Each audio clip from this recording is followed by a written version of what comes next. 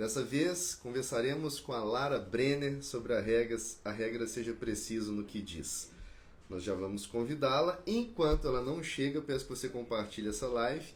Vamos encerrar a semana com chave de ouro, com muito conhecimento sobre Jordan Peterson. Eu ontem, na Brasil Paralelo, o filme Entre a Ordem e o Caos, Ascensão de Jordan Peterson, está liberado já. É só clicar no link que vocês vão ter mais informações. Lara, querida, boa noite. Oi, meu querido, boa noite. Que bom estar aqui de novo, que ótimo. Que satisfação. E para Toda conversar minha. sobre linguagem, isso para Não, santas memórias. entendedores entenderão. Quem participou do Coisa resgate boa. da linguagem. E vamos Especialmente trazer quem alguns assuntos participou dos desse. bastidores, né? Nossa, muito. Alguns dos assuntos a gente pode até trazer de volta aqui, porque são bem relevantes. Sim, acho ótima ideia. Então, Lara, hoje você encerra com a chave de ouro conosco a quinta live sobre Jordan Peterson. Passamos a semana conversando sobre as regras para a vida e dessa vez nós escolhemos falar com você, professora de português, sobre a regra seja preciso no que diz. E vamos começar. Eu tenho certeza de que ela é uma frase tão pequenininha, nessa formulação, seja preciso no que diz, ela vai se desmembrar em muita coisa. O nosso papel aqui hoje é mostrar quantos significados estão contidos em uma simples sentença, seja Perfeito. preciso no que diz. Vamos começar com a explicação inicial. Quando você leu isso pela primeira vez em Jordan Peterson, qual foi o seu entendimento? Ele já vem logo na sequência contando toda uma história, né? Ele sempre faz isso muito bem, assim, ele dá uma contextualizada e arranca dali a ideia primordial. Então, não houve muito para onde correr, porque ele mesmo já fechou o significado. Então, ele fala que o mundo é muito complexo, que quando eu olho, por exemplo, para um celular, para um computador, eu não vejo as peças do celular, as peças do computador, eu apreendo o celular, o computador, na sua utilidade. Então, eu já o vejo de maneira metonímica, assim, sabe? A coisa já pensando na sua utilidade.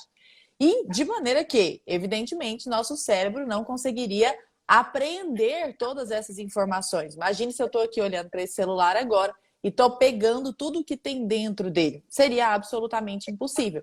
Então, nesse sentido, precisar é simplificar, não super simplificar, isso é uma distinção importante, simplificar a complexidade do mundo para que a gente consiga se mover aí dentro do mundo, né? Então esse é o conceito dele de seja preciso. Ele começa, né, desenvolvendo esse conceito de seja preciso no que diz, nesse sentido.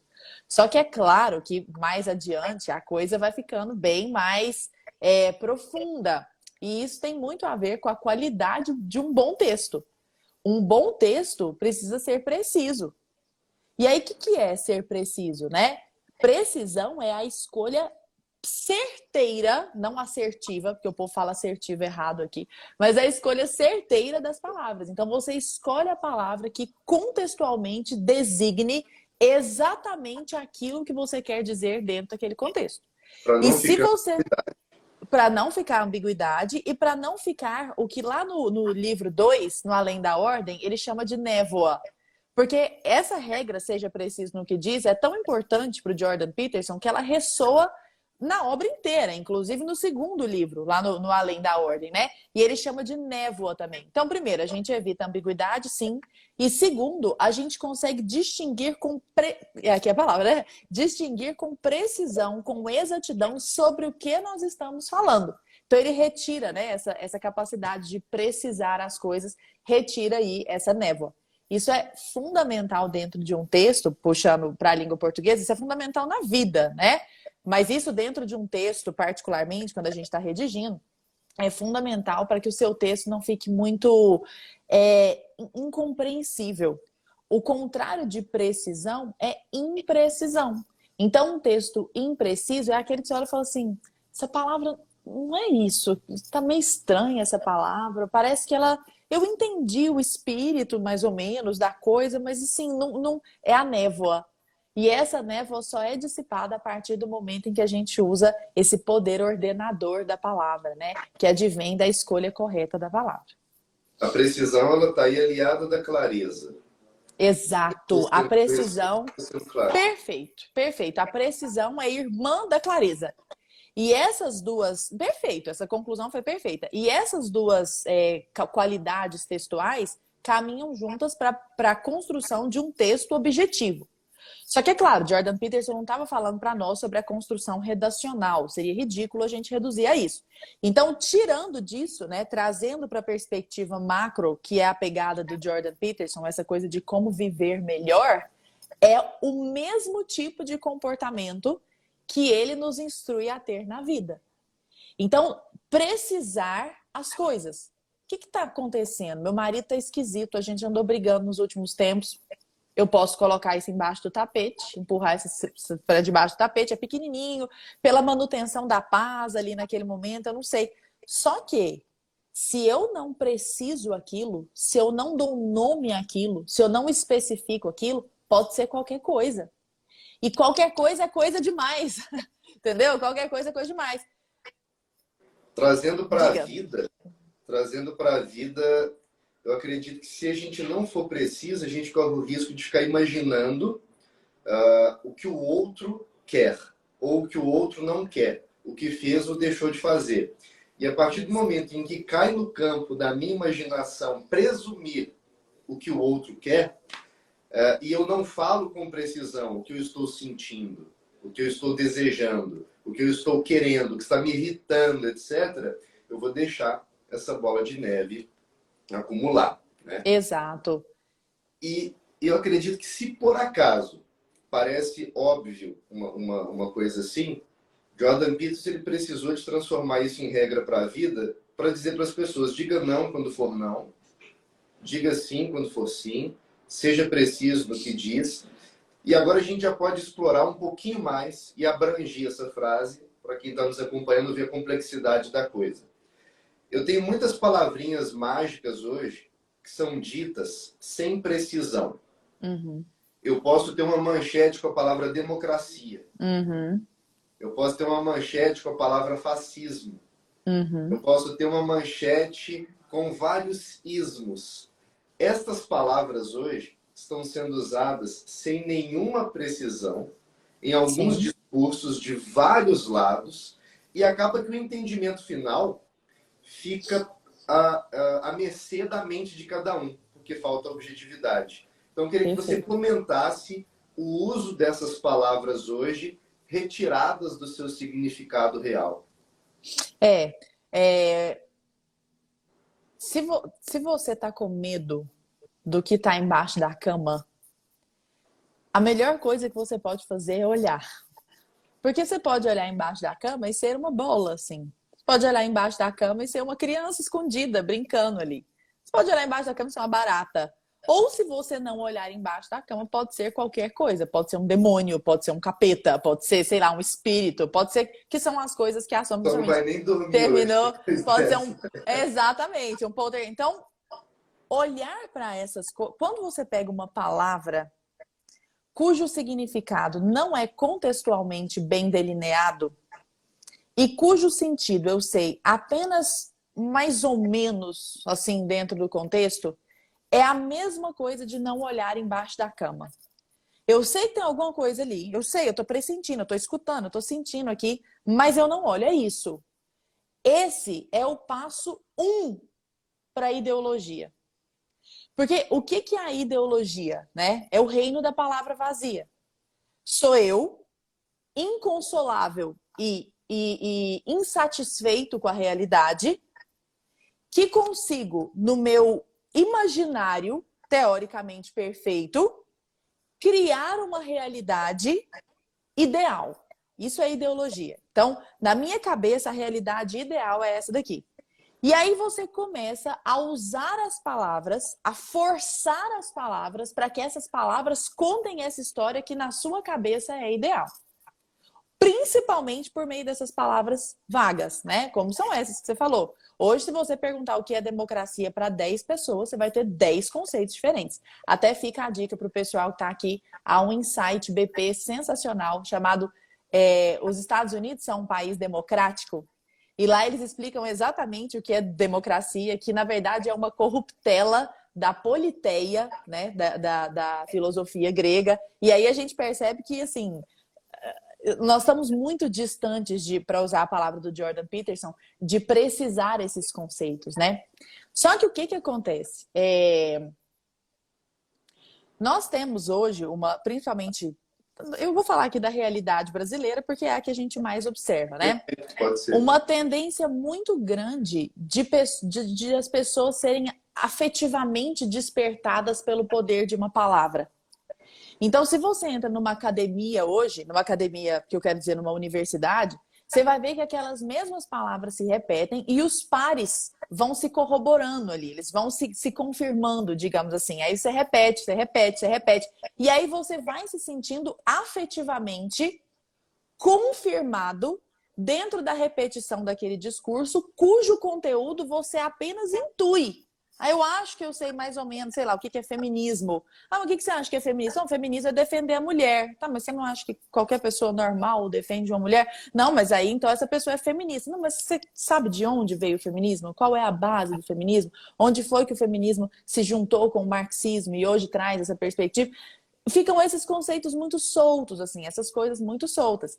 Isso, até o Pátria Educadora mostra isso perfeitamente bem, né? Juntada a uma população majoritariamente analfabeta funcional, e aqui só a título de curiosidade, eu sempre acho bom repetir esse dado, porque fica parecendo que eu tô sendo cataclísmica, assim, né? Meu Deus, apocalíptica, mas é verdade. Se você for ao INAF, Índice de Alfabetismo Funcional, só 12% da população tem nível proficiente de domínio da linguagem. E nível proficiente é um nível, assim, normal, sabe? Dentro das universidades, só 34% tem nível proficiente. Significa que 66% das pessoas não têm nível proficiente. Quando eu falo em nível proficiente, eu estou falando de ler um texto e entender o texto na sua totalidade. Acrescente-se a esse cenário esse tanto de palavra com significado muito mais afetivo do que propriamente delineado, e você vai ter pessoas confusas. Pessoas confusas que vão manifestar as suas percepções de mundo muito mais de um jeito afetivo, por meio dessas palavras de ordem, do que propriamente mediante observação. Nós temos, nesse caso, as pessoas incorporando um vocabulário sem saberem a origem dele, a intenção dele, quem pensou essa estratégia de acrescentar essa palavra no vocabulário e sem nem saber o que ela significa. Exatamente. Só que é muito interessante isso, porque aí vem outro aspecto da precisão. Para um indivíduo confessar isso para si mesmo, ele precisa de precisão. Então ele precisa parar um momento e falar assim, será que eu sei o que eu estou falando? Ou será que eu só estou repetindo igual um papagaio, sabe? Será que eu sei? Deixe-me ver na realidade, porque só para lembrar o triângulo de Saussure aqui, que sempre vale a pena, que é o pai da linguística, né? Aquele linguista suíço. Ele fala assim, século XIX, que um signo linguístico se compõe por uma tríade, são as 3 pontas de um triângulo, significando, significado e referente. O Pátria Educador é perfeito para mostrar isso. A gente até mostrou esse trecho no Resgate da Linguagem, né? O que é o significante? É a palavra em si, né? Então eu pego democracia, por exemplo. O que é o significado? É a definição formal dessa palavra, né? Mais ou menos estabilizada essa definição. Não pode ser assim, porque democracia para mim tá. Ah, não, para mim, democracia... Então, isso não é língua. Porque a língua, por natureza, precisa ser compartilhada. Se eu só falo uma língua e essa palavra significa tal coisa para mim, então não é uma língua, né? É um devaneio que eu tô tendo ali sozinho. Então, o significante, o significado e o referente. Aí, aqui que tá a dificuldade. O que é o referente? É a coisa no mundo concreto. Então, eu preciso falar a palavra, sei lá, tóxico, vamos pegar a palavra tóxico que está na moda aí, empoderamento, por exemplo. Eu preciso pegar essa palavra que, a princípio, é uma palavra totalmente afetiva, saber a definição, a origem das ideias, principalmente quando a gente está falando dessas palavras complexas, né, assim, abstratas e tudo mais. E para não ficar só na abstração e na afetividade, eu preciso ver o referente na realidade. Só que isso exige um exercício que, vendo a oscilação das pessoas nessa live aqui, a gente já constata o tanto que é difícil, que é um exercício de contemplação, que é a base da filosofia. Hoje o mundo inteiro é contra isso. A gente não consegue ficar no live. A gente vê um post, outro post, é tudo fragmentado. A escola fragmenta. Não consegue prestar atenção. A escola é assim.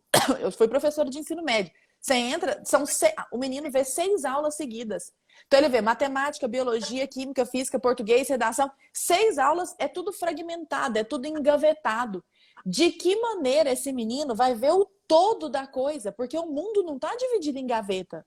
O mundo é o todo. É a biologia que precisa de um nome. Então ela se mistura à linguagem, que é regida pelas leis da física, que tem os seus componentes químicos. Então essas coisas todas estão interconectadas. Isso exige de nós esse movimento de meditação, de contemplação, de parar e falar assim, será que eu sei o que eu estou falando? E aí você começa a perceber, é muito engraçado isso, porque esse exercício de será que eu sei que eu estou falando do mundo, se você for muito franco consigo mesmo, e aí tem a regra 8 do Jordan Peterson, né? Diga a verdade ou pelo menos não minta, que complementa a regra 10, que é o seja preciso no que diz. Se você for muito franco, você vai perceber que esses demônios todos que você está, um você genérico, né? Evidentemente, que você está bradando existir no mundo, esses demônios estão primordialmente em você.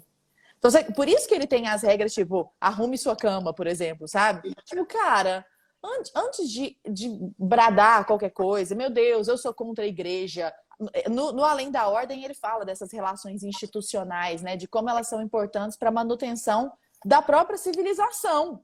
Então, a manutenção da igreja, a hierarquia dentro das empresas, por exemplo, são absolutamente imperfeitas, sim, mas elas resistiram antes de você. Aí chega você, como diz o professor Olavo de Carvalho, como se fosse o primeiro Adão da história e fala, tá tudo errado esse negócio, abaixa a igreja, abaixa a presidência, abaixa o Congresso, abaixa não sei o quê, e eu, jovem de 22 anos, estou aqui sabendo qual é exatamente a solução das coisas, né?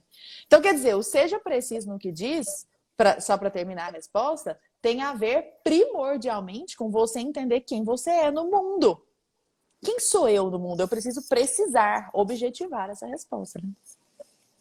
Pelo que eu estou percebendo, o Jordan Peterson ele tem um padrão em que ele desenrola algo cotidiano e simples, que sempre culmina em um tipo de profundidade na alma mesmo do ser humano, no ser.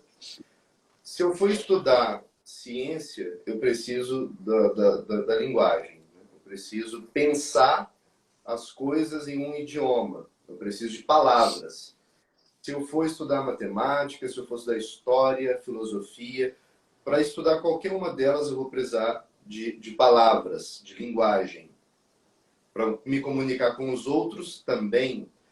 Para eu pensar sobre como eu estou me sentindo, eu preciso encontrar as palavras que dizem o meu estado. Se eu quiser corrigir ou elogiar alguém, eu preciso encontrar palavras. Se eu quiser descrever a realidade, eu preciso encontrar palavras. Agora, se eu começar a subverter a linguagem, a distorcer as palavras, esvaziar os significados, a regra do Jordan se mostra muito mais potente, porque, na verdade, ela está preservando a capacidade de raciocinar sobre o mundo e sobre si mesmo, com verdade, e encontrar a verdade. Faltar com precisão, permitir a destruição da linguagem, eu vejo como finalidade atrapalhar o conhecimento da verdade, atrapalhar o conhecimento de si mesmo, atrapalhar o conhecimento do mundo. Porque como é que eu conseguiria, por exemplo, dizer para alguém que eu tenho um problema se eu não encontrasse as palavras certas? Exato. Como é que alguém... E qual é o problema, né? Exatamente, precisamente. Eu vou atrapalhar o diagnóstico. E agora, para mostrar para as pessoas que tem como aprofundar mais esse problema, olha só, a gente está falando de um problema de pensar em si, pensar no mundo, pensar a realidade, dificuldade de encontrar a verdade, que as palavras estão sendo deturpadas, né? Chesterton fala que chegará o dia em que teremos que provar que a grama é verde. A grama é verde. Aparentemente esse dia chegou. E as chegou. pessoas, por estratégia, querem deturpar a linguagem, dizendo que eu não posso dizer que a grama é verde. Seria ofensivo, né? As outras cores, eu dizer que a grama é somente verde e não amarela, e não azul, e não vermelha, e tudo mais. E aí, quando eu paro de dizer que a grama é verde, consequentemente vai ter um efeito interior em que eu vou começar a não entender o que é grama e não vou entender o que é verde, e assim vai. Onde eu quero chegar com isso? No totalitarismo. Sim. Em 1984, a gente tem a nova língua. Então, eu deixo para você comentar esse aspecto, Porque quando a gente começa a não poder dizer algo, quando eu sou impedido de dizer algo com precisão, outra coisa vai entrar em risco aí, que é a liberdade. Então vamos comentar sobre a nova língua, né? Em 1984 aborda isso e depois a gente traz para o nosso tempo. Tá. Antes de chegar em 1984, eu só me lembrei de um negócio aqui, eu vou usar isso para chegar a 1984. Uma vez eu vi uma live do Jordan Peterson e ele citou um James Pennebaker, que é o nome de um estudioso da linguagem. E aí eu fiquei muito encantada porque ele falava sobre o poder de cura por meio da linguagem, poder de curar por meio da língua. E ele traz inúmeros, até fica a dica, esse livro aqui, ó, chama-se Abra Seu Coração. Apesar desse nome meio brega, que vamos combinar, 12 regras para a vida também é um nome meio brega, né? Fica parecendo coisa meio de coach, assim, mas não é, tem nada disso. É excelente esse livro, Abra Seu Coração. E ele traz uma série, para psicólogos, isso é excepcional. Se tem algum psicólogo aqui, vale a pena. E ele traz uma série de experimentos que mostram por A mais B para nós como a linguagem tem essa função ordenadora e organizadora, ou quando em sua corruptela, né, em sua forma corrompida, digamos assim, uma função de desorganização de si mesmo, quando você não usa a linguagem para descrever a realidade. Então, por exemplo, pessoas que sobreviveram ao Holocausto, por exemplo, várias pessoas participaram disso. Tá me vendo? Ah, ok. Agora eu vou ficar com o meu 4G, então. Tá melhor? Tá me vendo direitinho, né? Sim. Não, então tá bom. E aí ele fala, porque de repente você travou, assim, ficou aquela bolinha eterna ali. Uhum. E aí ele falando assim, que a maioria dessas pessoas empurrava essa sujeira para baixo do tapete, o que ocasionava, inclusive, vários problemas físicos a essas pessoas. A partir do momento em que elas se submeteram, elas se gravaram, ele fez esse experimento por vídeo, é maravilhoso o experimento.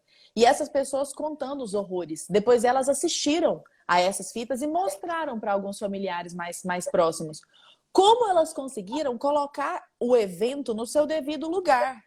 Porque é aquele negócio, essa pessoa viveu um horror que foi o Holocausto, mas ela não é o Holocausto. O Holocausto não é, ela inteira não é só essa experiência. Por mais que essa experiência tenha sido terrível, mas quer dizer, ela é muito mais do que isso. Ela tem muitas outras potencialidades e tudo mais. Então essas pessoas conseguiram ordenar isso. Eu tenho vários outros exemplos, depois a gente pode continuar falando desse assunto, porque vale a pena o poder de cura e ordenação por meio da palavra. Mas quer dizer, aí o que acontece? Essa pessoa constata o seguinte, hoje eu sou livre. Hoje eu consigo tomar decisões para escolher as boas coisas para mim. Hoje eu estou livre. Essa experiência, essa pessoa fala isso, né?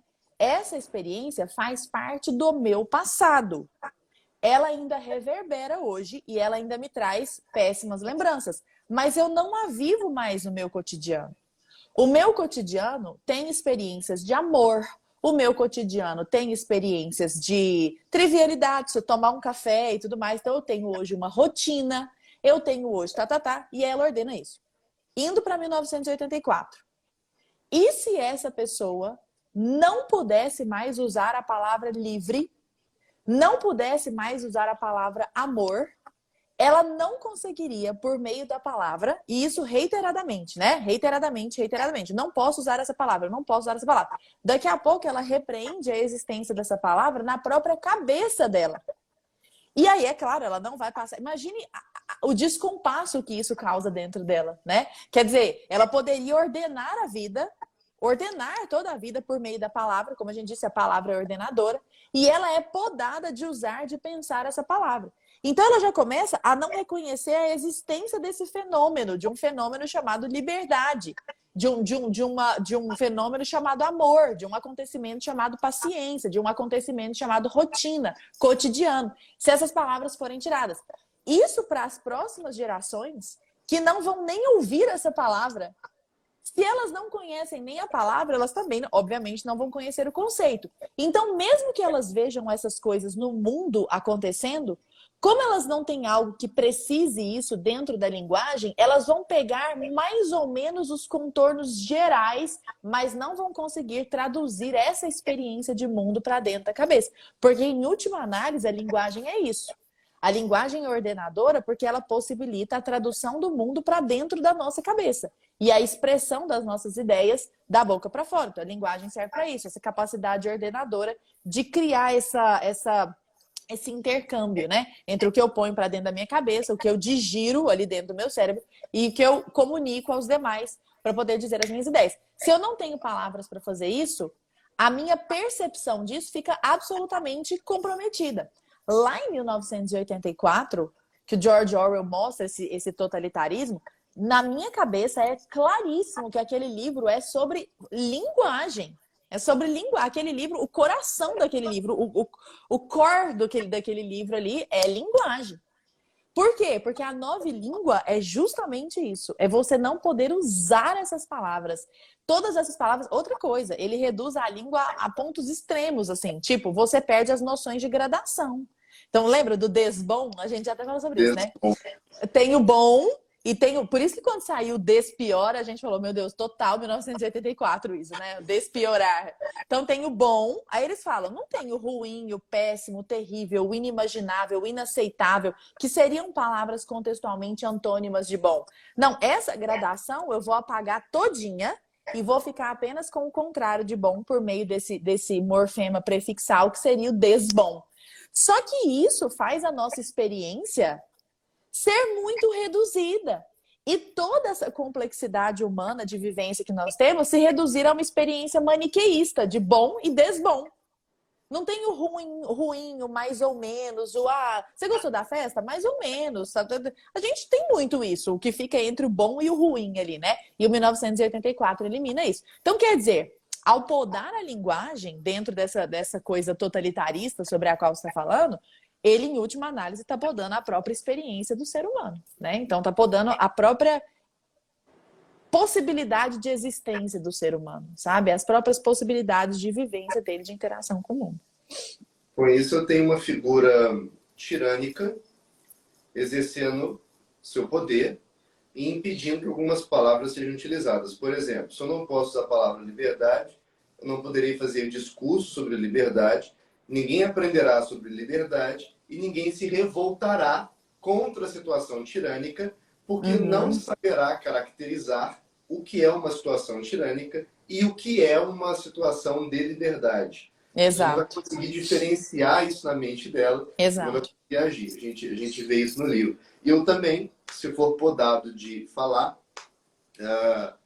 de olhar para a realidade e dizer o que eu estou vendo, eu não vou poder dizer que alguém está errado. Porque Exato. seria acusado de talvez até algum crime. Eu não poderia dizer, isso está errado. Eu não poderia dizer, isso é mentira. Porque a linguagem vai começar a ser controlada. O que retorna à falta de precisão. É absolutamente preciso dizer está certo e é absolutamente preciso dizer está errado. Se eu não posso fazer isso, a precisão é eliminada.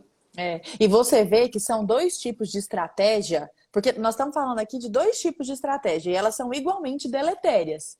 A primeira estratégia é eliminar palavras, censurar, e o que as pessoas não percebem é que assim, primeiro você censura uma palavra, depois duas palavras, depois três palavras. De repente você está censurando palavras significativas dentro da comunicação. Então, primeiro, essa estratégia de censura das palavras, proibição das palavras.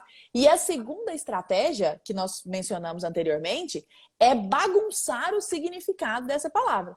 Bagunçar o referente dessa palavra dentro da realidade, que é o que a gente falava de democracia, feminismo, tóxico, empoderamento, por exemplo, que são as palavras mais afetivas. São duas estratégias igualmente deletérias.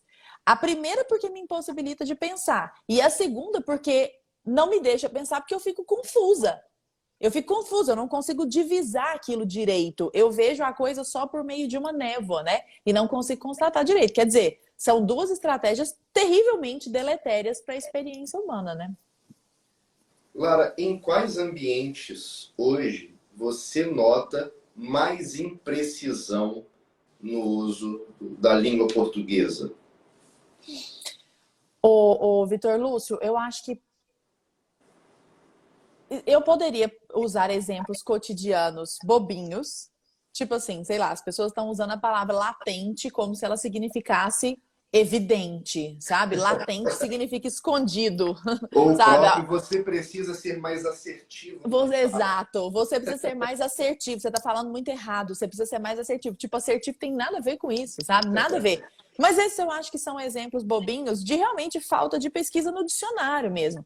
É muito engraçado isso. Hoje alguém até me perguntou, só parênteses, eu não me esqueci do fio da meada, não. Mas isso eu acho importante para as pessoas que estão aqui nos assistindo. Hoje alguém me perguntou assim, Lara, o verbo emprestar pode ser usado para quem toma emprestado também? Então, por exemplo, eu emprestei um livro. Eu fiz o ato de emprestar. Mas quando eu falo eu emprestei o livro dele, esse verbo pode ser usado nesse sentido, no sentido de eu tomei emprestado. A gente não precisa de uma caixinha de um professor de português para isso, entende? Se nós formos ao dicionário e jogarmos emprestar, nós vamos ver que ele pode ser usado nesse sentido. Tanto no sentido de promover o empréstimo, como no sentido de contrair o empréstimo. Então, hoje existe uma falta de carinho, assim, pela existência do dicionário. Ninguém tem paciência mais. E aí as pessoas vão usando as palavras porque elas soam bonitas, entendeu? Eu não sei se esse é um fenômeno existente desde sempre. Agora, o que me preocupa de fato é nós pegarmos palavras responsáveis por delinear as coisas mais significativas da nossa vida e subvertermos. Então, por exemplo, a gente usa uma palavra como liberdade hoje de maneira totalmente afetiva e indiscriminada. Então, por exemplo, a pessoa fala assim, eu sou uma pessoa livre, divorciei, livre, eu vou pra festa, vou beber todas, vou pegar geral, vou rodar a baiana lá e vou ficar louca na roupa e vou passar vergonha, Cara, só porque eu sou livre, então eu vou exercer a minha liberdade. Não poderia existir outra coisa mais diferente de liberdade que isso, porque você acabou de se fazer voluntariamente escravo das suas paixões. Então, assim, você se coloca numa situação de escravidão e chama isso de liberdade, assim. É uma dissonância cognitiva absoluta. As pessoas pegaram palavras absolutamente significativas, tipo amor, por exemplo. Amor. A gente transformou a palavra amor numa palavra completamente afetiva. Completamente. Fazer amor. Nossa, conheci fulano ontem, fiz amor com fulano. Fazer amor não tem nada a ver com isso, é um acasalamento, né? Nem conhece a pessoa direito, não dá nem pra falar em sexo, relação. É praticamente um ato de acasalamento ali. A gente pega. É isso que eu quero dizer. Essas palavras, uma palavra, por exemplo, como, sei lá, feminilidade. A gente transformou a palavra feminilidade em algo ruim. Uma mulher feminina é como se fosse uma mulher frágil, é como se fosse uma mulher meio burra, meio fútil. Para ela ser feminina, ela tem que ser um pouquinho burrinha, assim. Vem aquele estereótipo na nossa cabeça que está absolutamente dissociado do que de fato é feminilidade. E aí nós vamos corrompendo. Entende o que eu quero dizer? São dois âmbitos, assim. Tem esse âmbito das palavrinhas que eu acho que o pessoal erra mais por preguiça, mas tem essas que acabam por orientar, ou na verdade por desorientar, né, a nossa própria existência. Porque aí, se eu estou usando a palavra liberdade para falar um negócio que tem nada a ver com liberdade, que palavra que eu vou usar para expressar liberdade de fato? Que é a escolha de um bem, a escolha voluntária de um bem. Então, eu estou diante de duas situações, mentir ou não mentir. Mentir vai me trazer muito mais vantagens. Não mentir não vai me trazer vantagens, exceto a minha paz espiritual, mas é a coisa certa a fazer. Eu não posso falar, eu sou livre porque eu escolhi mentir. Não, isso não é liberdade. Então, que palavra? Eu perdi essa palavra, entendeu? A gente perdeu esses conceitos mesmo. Então, assim, me parece, quando você me pergunta onde que tem havido mais deturpação de palavra, eu acho que são nessas palavras que garantem uma existência ordenada, sabe? Uma existência minimamente ordenada. O que é um reflexo, não sei se é um reflexo, mas o que é muito piorado, como nós dissemos no começo da live, por essa incapacidade de amor pelo saber, de filósofos, sabe? De meditação, de pensar em torno daquilo, de contemplação, de parar e pensar assim, que palavra define melhor o que eu estou sentindo agora? Será que eu estou alegre? Será que eu estou feliz naquela festa lá onde eu rodei a baiana, peguei todos e bebi todas? Ou será que eu fiquei só eufórico? Porque euforia é diferente de felicidade. Porque eu, entendeu? Será que eu amei aquela circunstância, aquela festa? Ou será que eu curti, mas assim, isso não agregou nada para minha existência, entendeu? Então, essa E tem também capacidade, libertinagem, né? Exato, libertinagem, exatamente. Entendeu? Então, nesse ponto, eu acho que nós somos muito sacrificados existencialmente, sabe? Por essa ação linguística ruim. O que nos deixa atentos, porque se eu perceber, se eu ver manchetes, discursos, livros, revistas, vídeos, enfim, a hora que eu perceber o uso dessas palavras, ao invés de, né, simplesmente receber aquele conteúdo, eu tenho que pensar sobre ele. Eu tenho Exato. que digerir aquilo ali, eu tenho que investigar, em vez de receber aquilo ali de forma positiva ou negativa, só porque uma determinada palavra foi usada. Ela É, pode ter uma nuance ali. exato. O Jordan Peterson fala muito sobre o pecado da omissão. Quando você se recusa a pensar a respeito de algo. Tipo assim, ó, que tem a ver com isso, não fazer essa investigação, né? Que é isso que você está falando. Então, por exemplo, você descobre que seu filho está usando droga. Ou você descobre que seu marido está te traindo, por exemplo, né? Coisas existencialmente caóticas, assim. Você sai do âmbito do conhecido, de repente você não sabe mais quem é essa pessoa que está do seu lado, né? Vem essa dúvida. Então ele fala, o que vai colocar a ordem é você olhar para isso, lançar uma lanterna para isso e dar nome para isso. Porque no caso, por exemplo, de uma criança que começa a usar droga, de um adolescente que começa a usar droga, se ele não senta e vai averiguar aquilo ali, se ele só falar, não, é coisa de adolescente, nem sei o que é, não, peguei um cigarro de maconha, não vale a pena brigar por causa de um cigarro de maconha. Lá no livro 1 ele fala, né? Ele conta a história do Billy Bixby. Um dia cresce um dragãozinho, aparece um dragãozinho dentro da casa do Billy. É muito legal essa parte, porque ela é perfeita, muito boa. Ele tem uma visão muito simbólica do mundo, né? Ele fala assim, que um dia aparece um dragãozinho lá na casa do Billy Bixby. Ele fala, mãe, um dragão? A mãe falou, imagina, não existe dragão, tá louco? Aí o dragão cresce. Mãe, tem um dragão aqui, ele tá crescendo, já tá do tamanho da sala. Imagina, não existe dragão. E aí assim vai, né? Dia após dia, e de repente o dragão já tá carregando a casa nas costas. Aí um pai vai chegar do trabalho e fala, gente, cadê minha casa? O dragão levou a casa lá para longe. Quem é esse dragão? É qualquer coisa para a qual eu não olhe e cujo controle eu simplesmente perca totalmente. Por quê? Porque eu vou deixando esse dragão se alimentar, né? E de que ele se alimenta? Do pecado da omissão. Ou seja, sou eu me furtar de olhar para esses pequenos problemas e falar, não quero resolver isso não. Porque na hora é muito melhor.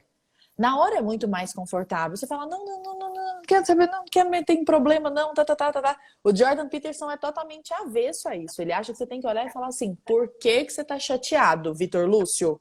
É por causa de mim? Não, aí, até porque você vai forçar o outro a pensar também. Suponhamos que seja insuportável. Chegou aqui em casa, tá chato, fio desencapado. Às vezes nem você tá se dando conta disso. Então ele está chateado comigo. Ah, não sei. Não, peraí, vamos pensar juntos aqui. Você tá chateado com o seu trabalho? Como é que foi seu dia? Faz uma averiguação aí, né? Uma investigação de como é que foi seu dia. E de repente a gente chega à conclusão de que você tá me dando patada, porque na verdade você tá chateado com o que aconteceu ao longo do dia.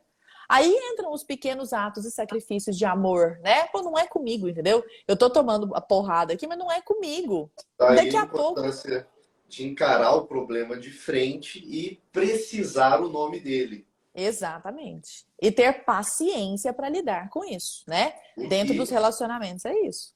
o que me faz lembrar também o conto O Rei Está Nu, né? Aquela Uhum. analogia de que um rei é enganado, aparece diante da corte nu, mas fazendo crer que estava com uma roupa muito moderna, de um tecido muito leve, etc. E a corte Aham.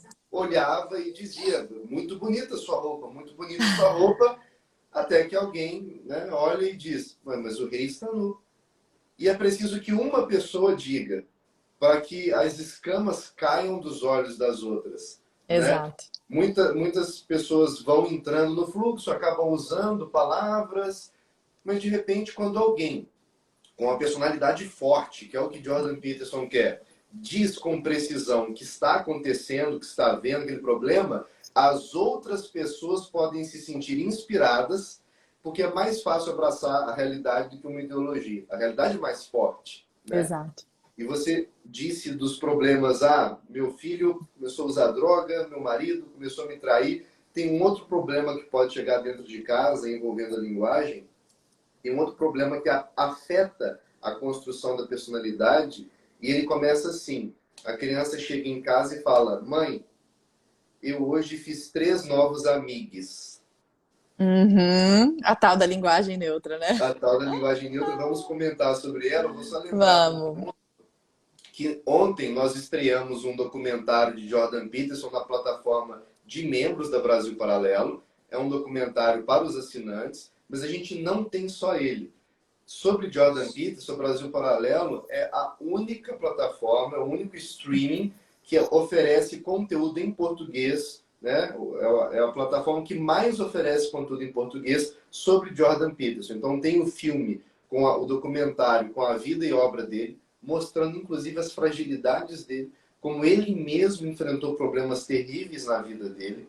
Nós temos o Insight BP com resumo das 12 regras para quem gosta de conteúdo Com mais você, curto. inclusive, que é ótimo. Comigo, gravei com um gato de verdade na Foi muito 12ª legal regra. aquilo. É realmente difícil acariciar um gato, se ele não quiser ser acariciado.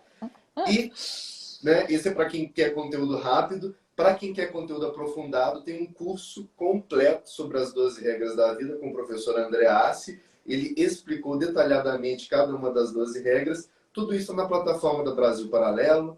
Ontem teve a grande estreia desse documentário. Vocês todos podem assinar hoje, né? O plano básico começa com R$19 mensais. É uma assinatura anual. Vocês podem assinar hoje e já começar a assistir. E não é só Jordan Peterson. Jordan Peterson fala sobre feminismo. Tem curso de feminismo com a Ana Campagnolo na plataforma. Ele fala da linguagem. Tem o curso da Lara Brenner, para quem assinar o acesso total. Tem aulas do Flávio Morgenstern sobre mito, linguagem e mídia. O Jordan Peterson fala de vício. Tem Bruno Lamolla falando sobre vício. Nós temos cursos agregadores na nossa plataforma que estão ali completando vários dos temas que o Jordan Peterson aborda. Tudo isso na nossa plataforma. Quem assinar, assiste a tudo que nós já produzimos, tá? São mais de 100 produções originais e a tudo que nós ainda vamos produzir. Nós vamos lançar uma investigação sobre a facada no Jair Bolsonaro, nós vamos lançar uma investigação sobre o que está por trás da eleição dele em 2018, vai ter coisa sobre FIFA, futebol, vai ter especial de Natal, a primeira ficção da BP. Quem assinar vai ter acesso a tudo que já passou e a tudo que nós vamos lançar no próximo ano. Mais informações no link que está na bio do Instagram da BP, tá bom? Convido vocês a clicarem para se informarem melhor. Mas não sobre agora, tudo que depois. nós temos, e do Jordan Peterson. E agora eu quero que a Lara comente para a gente sobre a linguagem neutra, o problema que ela traz, por que ela é um problema. Esse bafafá todo de linguagem neutra começou, inclusive, com o próprio Jordan Peterson, né? Engraçado, vendo eu vou falar, tá, de linguagem neutra, mas só porque me veio isso à cabeça agora. Vendo o documentário sobre o Jordan Peterson, até para quem tá aqui, até depois eu quero saber se as pessoas tiveram essa mesma percepção. Eu achei maravilhoso porque ele mostrou é uma italiana que fez, achei o documentário muito honesto, assim. Eu acho que se tivesse sido eu, que sou uma tiete de Jordan Peterson, eu teria mostrado só o bright light, sabe? Assim, aquela coisa bem, bem brilhosa do Jordan Peterson. Mas eu achei muito legal porque ela Peterson também. Então, por exemplo, a maneira como ele estuda as personalidades autoritárias mostra como ele, e eu acredito que essa preocupação é absolutamente legítima na cabeça dele, porque os frutos mostram isso, né? As ações dele mostram a preocupação de uma personalidade autoritária tomar conta das pessoas. Então ele luta muito contra o autoritarismo, escreve sobre isso, fala sobre isso, ele enfrenta isso, mas ele também flerta um pouco com essa personalidade autoritária. Assim, de certa forma ele guarda uma admiração, ele não guarda só um asco. Tanto é que a casa dele é toda cheia, né, de quadros de Stalin, de Marx e tudo mais, dos grandes autoritários da história, né? Então, assim, achei maravilhoso, porque você começa... E aí, isso tem tudo a ver com o que a gente falou antes. A gente não tem heróis aqui. Jordan Peterson não é um herói. Jordan Peterson é uma pessoa como nós. A diferença entre nós... Tudo bem, ele é muito mais inteligente que nós todos aqui, mas o que eu quero dizer, ele é um ser humano como nós, né? A natureza dele é uma natureza que não é divina. Ele é um ser humano. A diferença do Jordan Peterson é que ele enfrenta isso com uma coragem que pouca gente tem. Então, o que ele fez foi tirar essa escama dos olhos das pessoas lá no Canadá com a emenda C16. Agora não sei se era uma emenda ou se era uma lei. De verdade não lembro. C16, que designava a chamada de outras pessoas intencionalmente ou não, por meio de pronomes errados. Então, errados assim, pronomes que não fossem os pronomes que a pessoa quisesse que fosse usado por ela. Agora, vamos trazer isso para a realidade, Vitor Lúcio, e depois eu falo até do aspecto gramatical, mas eu quero primeiro pensar na realidade. Perfeito. Suponhamos que eu seja uma gestora de uma empresa de 80 funcionários. Você já me disse qual que é seu pronome. Você já me disse. E eu usasse o pronome errado, tipo assim, fulano, você chamou o Vitor Lúcio e ele respondeu, usei o ele para o Vitor Lúcio. Você poderia me processar e eu responderia criminalmente por isso. Porque eu, sem querer, usei o pronome que você não gostaria de que fosse usado. Então, assim, é um nível absurdo de totalitarismo, assim, escalafobético, sabe? É um negócio totalmente ridículo, assim. É só procurar razão para prender pessoas mesmo, criminais. Exatamente. Exato. Agora, assim, vamos lá. Eu, Lara, acho que tem problema a existência de um grupo que queira usar entre si linguagem neutra? Claro que não. Usa o que você quiser, fala o que você quiser. Francamente, Vitor, você me pedisse assim, Lara, a partir de agora eu quero que você me chame de ela. Tá bom, ela. Pra mim, isso, whatever, entendeu? Isso impacta zero na minha vida. Eu não acho que a existência disso são essas coisas que vão surgindo, né? Todo dia Como surge qualquer uma... gíria. Temos várias gírias em várias tribos, em vários grupos. Exato. Todo dia surge uma lorota diferente, surge uma moda diferente. Tá bom, surgiu uma moda diferente. Beleza. O que não pode acontecer é a institucionalização normativa disso. Por quê? Por quê? O que é a gramática, né? O que é gramática, falando de maneira geral? É sistematização dos fatos da língua. Essa é a definição de gramática. Sistematização. Ou seja, eu vou agrupar os fatos da língua de acordo com algum critério. A gramática normativa, inclusive o nosso curso ali dentro se chama gramática normativa, vai agrupar esse uso pelos autores cultos e modelares, ou seja, aqueles que melhor usam a língua portuguesa. E aí os gramáticos vêm, fazem uma análise disso, é o que a gente chama de gramática descritiva, descrevem como que esses grandes autores usam e falam, então daqui a gente pode extrair uma norma. E aí sai a gramática normativa. Então, por exemplo, gramática normativa vai falar que o verbo lembrar-se, quando o pronominal vem acompanhado da preposição de. Ele se lembrou de você, em vez de falar ele lembrou de você. Tá aí. É arbitrário? Muitas vezes é arbitrário, mas é assim, é normativo, entendeu? E aí ele vem tirando e cria essa norma padrão. Só que isso, e aí aqui que eu preciso que as pessoas entendam, a gramática é um estudo conservador. Conservador. Machado de Assis fala, não há dúvida de que as línguas aumentam e alteram com o tempo o uso, as necessidades, os costumes. É claro que a língua muda, mas eu não posso incorporar todo e qualquer modismo com 2 dias de idade dentro da gramática normativa, para escrever a Constituição da República, para escrever peças de direito, para escrever documentos oficiais. Não é qualquer coisa que ao bel prazer de um grupo deste tamanho surge que eu vou necessariamente colocar ali dentro. Então, assim, de que maneira não adotar isso formalmente fere a existência dessas pessoas, porque é essa relação de causa e consequência que eles querem criar na nossa cabeça. Se você não adotar isso em documentos formais, porque no dia a dia, whatever, mas eles não querem só isso. Eles querem isso em documentos formais, dentro dos livros escolares. Ou seja, é para ser uma mudança imposta de cima para baixo. Imposta de cima para baixo, totalmente. Só que as mudanças gramaticais, por isso que a gramática é conservadora, acontecem natural, espontaneamente e repetidamente ao longo do tempo. Até hoje, desde Rui Barbosa, o povo está brigando para falar se independente pode ser usado no lugar de independentemente. Ou seja, se o adjetivo independente, independente do que você pensa, eu discordo. Teoricamente é independentemente do que você pensa. Essa briga é lá de Rui Barbosa. Essa briga eu até acho que é meio velha demais, nem precisava ser tão velha. Mas esse é só um exemplo que mostra para nós como a gramática normativa há de ser de fato conservadora, porque senão o negócio vira a casa da mãe Joana. Um negócio vira a casa da mãe Joana. E aí, o que eu acho mais engraçado, eu vou até aproximar do negócio aqui para o povo prestar atenção, é que o pessoal acha que dar bom dia a todos, todas e todes resolve, entendeu? Não, tô sendo inclusivo. Bom dia a todos, todas e todos. Mas não, porque o discurso continua depois disso. Bom dia a todos, todas e todes. Espero que todos, todas e todes estejam atentos, atentas e atentes. A partir de agora eu vou dar dicas que vão ser muito importantes para vocês, por exemplo.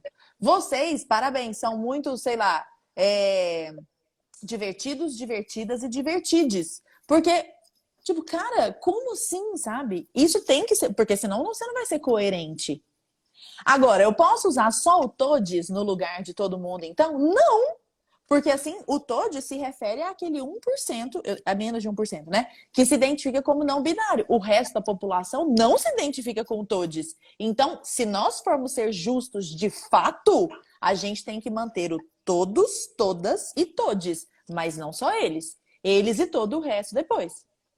Entendeu? Então, assim, é um negócio tão fantasioso, tão assim. E o pior é que ninguém, até agora, na existência, ninguém. Tava todo mundo de boa com o masculino genérico, que é o todos para todo mundo. O pessoal agora tá numa mania de falar, sei lá, bom dia aos juízes e juízas. Cara, juízes já engloba juízas. Que loucura é essa? Isso é a mesma coisa de falar bom dia aos seres humanos e mulheres. É a mesma coisa. Seres humanos e mulher, porque mulher não é ser humano, entendeu? Eu, francamente, me sinto ofendida com isso, sabe? Me sinto ofendida. Então, quer dizer, existem regras. Agora, eu estou dizendo que a população não binária não sofre preconceito? Não. Eu estou dizendo que essas pessoas não mereçam direitos, atenção? Não, não é nada disso. Elas merecem como são outras pessoas, pessoas É um problema normais, de entendeu? inteligência, né? Já deduzem que pelo fato de eu não querer usar esta linguagem, eu estou contra eles. Exatamente, contra eles. Só que eles não entendem que eles é que estão contra nós a partir do momento em que eles mexem no negócio que vai ser usado o tempo inteiro. Porque não é assim, eu preciso fazer uma adequação numa determinada circunstância durante meia hora do meu dia. Não, é o tempo inteiro. Essa live inteira teria que ter sido feita em linguagem neutra. Tudo, os documentos oficiais, tudo. E nem existe pacificação com relação à forma da linguagem neutra em língua portuguesa. Existem várias possibilidades. Tem manual aí que a troca pelo U, a troca pelo I, a troca por um monte de coisa. E ninguém nunca chega a conclusão nenhuma se teria que usar todos, todas e todes, né? E aí tem o principal para mim, que eu acho, que é assim. Cara, tá. Vamos pensar juntos aqui. Vamos entrar na pira da pessoa. Tá bom. Todos é para... Não estamos falando de sexo, estamos falando de gênero, que teoricamente é uma construção social. Esse é o argumento, tá bom. Então vamos usar lá Simone de Beauvoir. Não nasce mulher, torna-se mulher, né? Então o todos vai ser para o gênero masculino. O todas vai ser para o gênero feminino. Só que os não binários não são um grupo homogêneo. Dentro dos não binários, existem mais de 30 gêneros, catalogados pela ONU, pela Comissão de Direitos Humanos de Nova York. Então, teoricamente, cada um desses gêneros teria que ter um fim diferente. Porque senão, o que eu estou falando é que eles são todos iguais, eles são o resto. E eles cabem dentro do todes. Entendeu? Aí eu estou infringindo uma minoria dentro da minoria.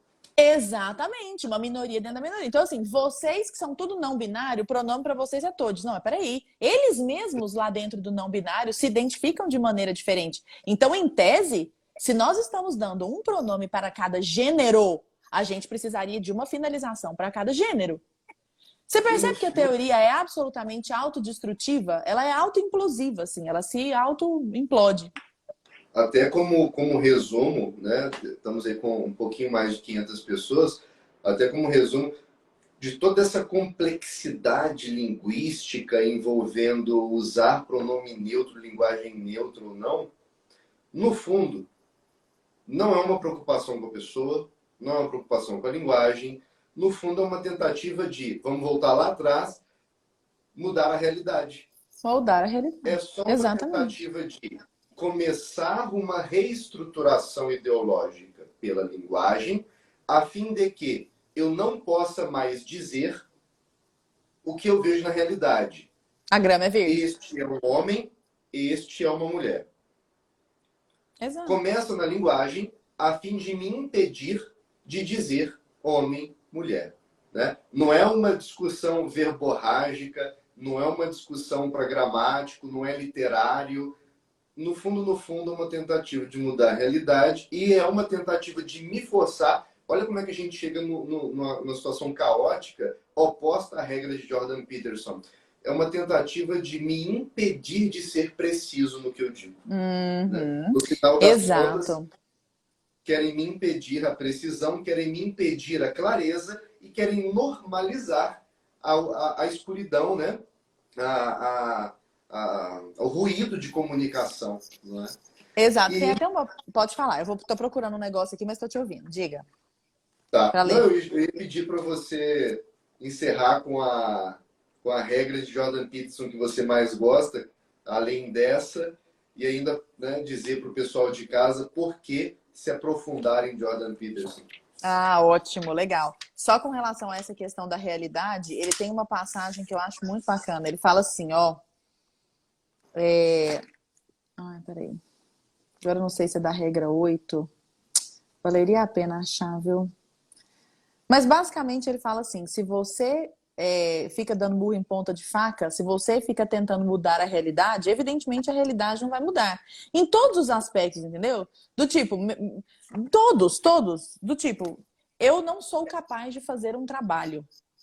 Eu não sou. Vitor Lu, você me deu um trabalho para eu fazer, por exemplo, e eu não tenho habilidade para isso, entendeu? Ainda, mas eu vou ter. Mas se eu não falar isso, eu vou pegar esse trabalho, vou ficar absolutamente angustiada, nunca vou olhar para esse problema, vou entregar um trabalho mal feito e depois eu vou amaldiçoar você, porque você constatou que o meu trabalho é O mal feito. resultado já estará dado, é frustração. O resultado é frustração.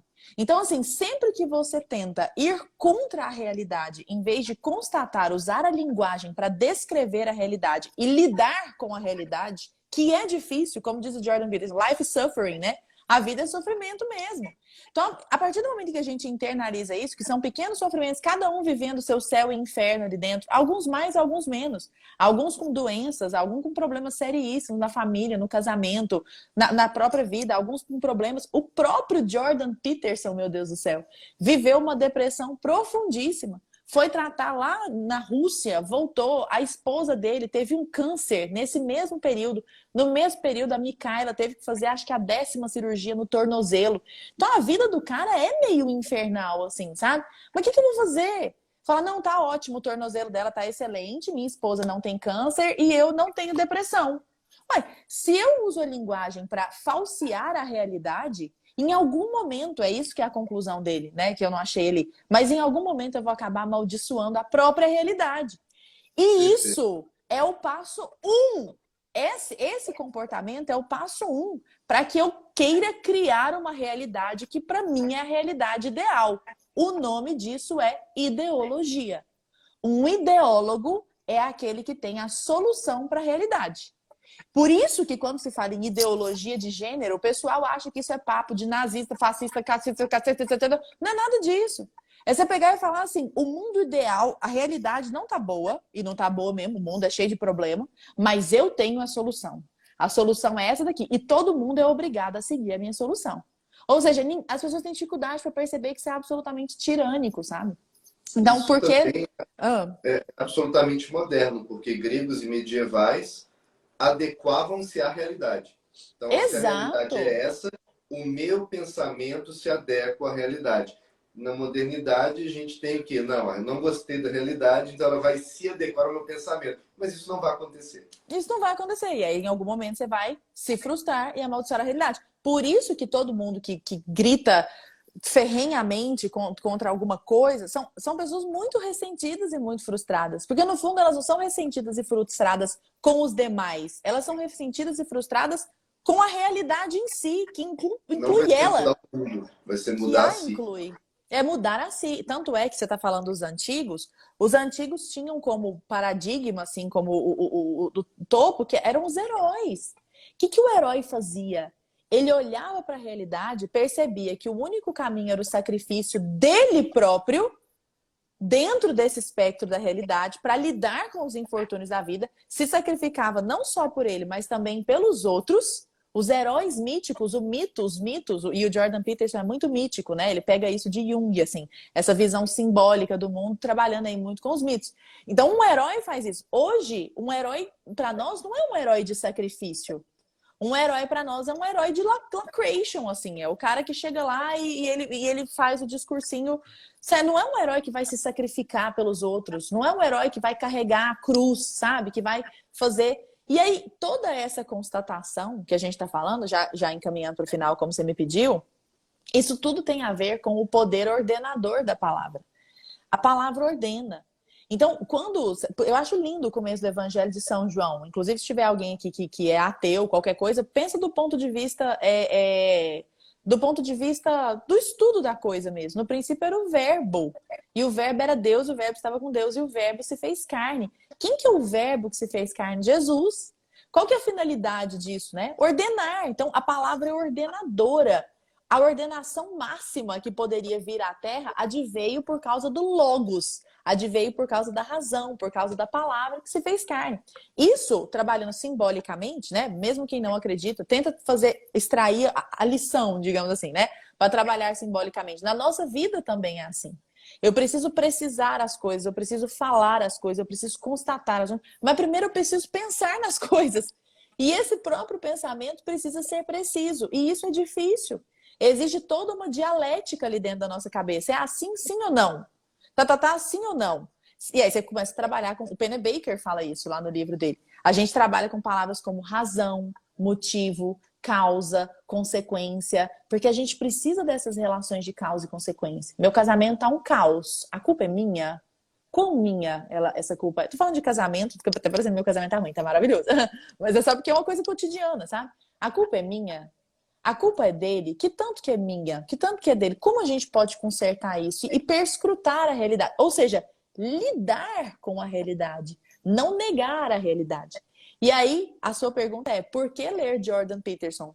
Porque o Jordan Peterson é um arauto no meio desse mundo caótico que olhou para essa bagunça e a partir de um monte de conhecimentos super complexos de Nietzsche, de Freud, de Jung, que são as grandes referências dele, né? Ele não bebe tanto nos gregos do ponto de vista filosófico, mas ele pega os mitos, por exemplo. Ele pega os mitos. Então ele bebeu de um monte de fontes complexas, conseguiu organizar isso numa linguagem razoavelmente simples, embora profundo o recado, mas a linguagem é simples, e trouxe esse tipo de discussão para dentro do debate público, com todas as sombras dele, com toda a depressão que ele tem. Contudo, ele enfrentou isso. Então, assim, não é um cara perfeito. Ele tem umas coisas, eu olho e falo, nossa, gente, sério? Tipo Olavo, sabe? Por que você tá mexendo com isso, sabe? Para de criar esse tipo de confusão. Algumas coisas, eu não tô falando que seja um cara perfeito, que só acerta, mas ele é muito corajoso. Ele é muito corajoso. E mais do que isso, ele, durante um tempo, foi meio que um bastião disso, assim. Ele falou meio sozinho, sabe? Ele falou meio sozinho.